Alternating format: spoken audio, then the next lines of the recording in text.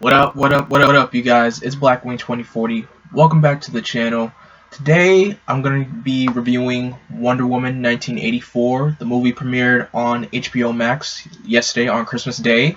And this is going to be completely non-spoiler review, because I want people should get a chance to see this movie for themselves.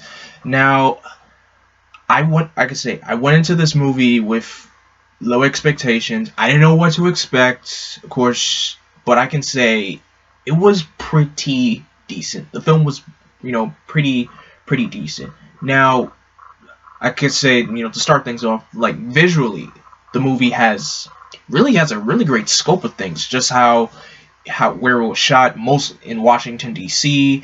and of course some other areas as well across the world. But just the areas of Washington D.C. that they were able to shoot, it was good. It was really well shot and everything. One of the things I can say that I liked about this movie, the opening scene, it was pretty much put on DC's YouTube, and it kind of gave us a little bit of a, it was nice of them to actually show a flashback of Diana in her childhood years, because I'm always thinking, with this movie taking place in 1984, I'm thinking, is it still going to show her roots with her and Themyscira, of how, she became one of the greatest, Amazons on Themyscira, and thankfully they did have that.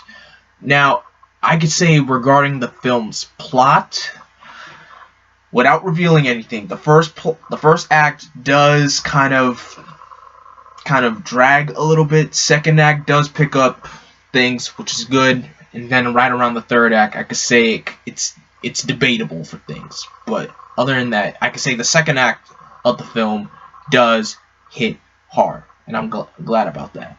Now, for the performances, Gal Gadot, she nails this role. She is the modern day Wonder Woman, and I have nothing else to say about her, her performance in this film, but I could say one thing. What this film does, it dives deeper into Diana as a character, because if you look back in the first Wonder Woman film, it basically shows her, entering, man's world, as she likes to call it, and see, the world around her, how it's affected by war and, violence and many other things. Now you're seeing Diana in a world who's pretty much lived from, World War I all the way to, the film's setting, 1984, and seeing how the world has changed around her, how she's living in this time, how she's been, coping with a lot of things. It's a lot that you get to see. And speaking of things that you get to see, you do get to see, like, you get to see Diana, be Wonder Woman. Not saying that she wasn't, acting like Wonder Woman in the first film, but you actually get to see her do some superhero things. It may seem cheesy at first, but I kind of like it. I thought that was pretty cool. Now, to the other actors, Kristen Wiig, who portrays Cheetah in this film.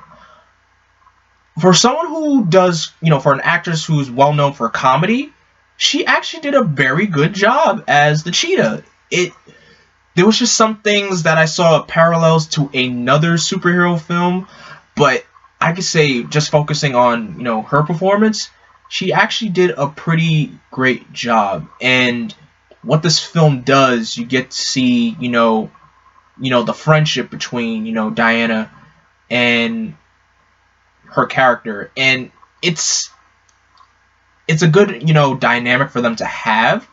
But without going into full detail on that dynamic, it's still a great thing to see in this movie. And the last performance I want to talk about is Pedro Pascal's as Maxwell Lord. This guy, he could play any kind of villain. He could play both sides, if you ask me. Playing, the Mandalorian, and now here he's playing a villain, Maxwell Lord. He does a great, phenomenal job. And I don't know how he does it, but he just knows how to deliver in everything that he does. And I liked his performance as Maxwell Lord. I wouldn't say he's like, I could say he has much to do, but it's just, depending on the villains and everything, it's just, I could say Maxwell does have more to do than Cheetah does.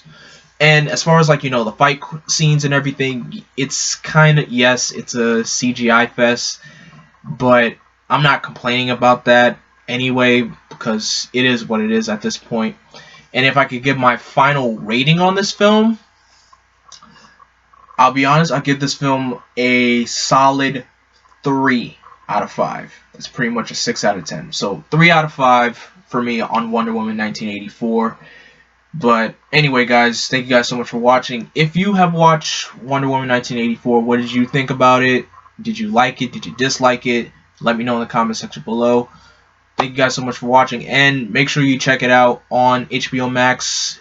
It's only going to be streaming there for a limited time, and after that, gone until, whenever it comes back on, or, when it releases on DVD. But anyway, guys, thank you guys so much for watching, and as always, I am Vengeance, I am Darkness, I am Blackwing. Stay golden.